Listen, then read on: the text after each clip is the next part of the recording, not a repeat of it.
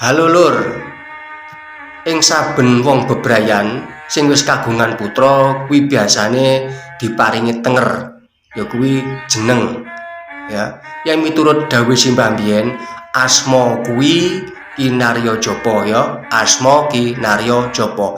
Asma kuwi jeneng, kinarya kuwi digawe, japa kuwi donga.